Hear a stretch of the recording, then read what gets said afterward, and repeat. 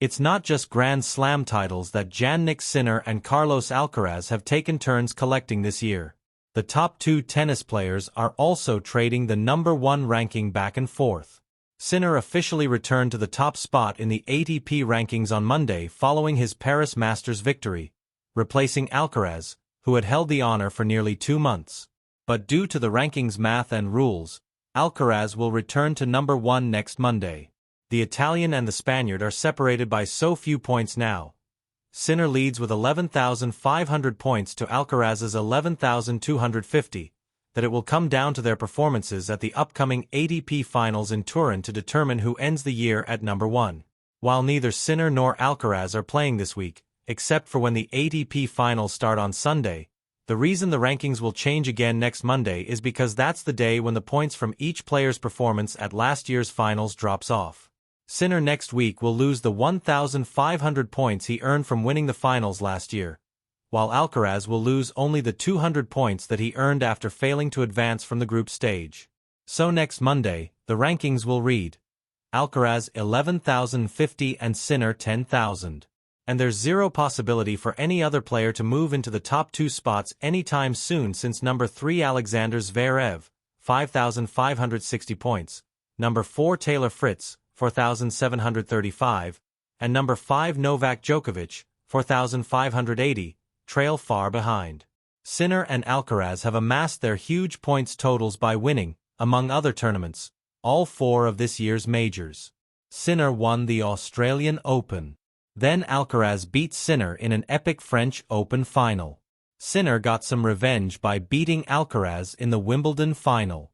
And then Alcaraz beat Sinner again for the US Open trophy. Making matters more complicated is that Alcaraz will be seeded #1 for the finals, even though he won't be ranked #1 entering that tournament. That's because the finals uses another ranking system, the race to Turin, that takes into account only points accumulated in the calendar year.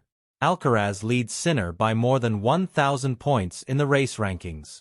Sinner lost ground in both systems during a 3-month doping suspension near the start of the year.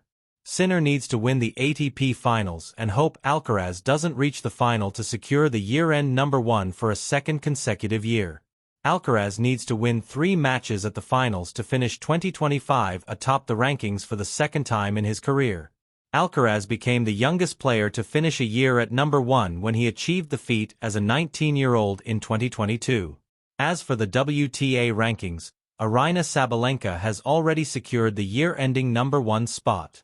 Sinner enters Turin on a 10-match winning streak after titles in Vienna and Paris, will be playing on his favorite surface, an indoor hard court, and can expect loud support from his home fans at the finals.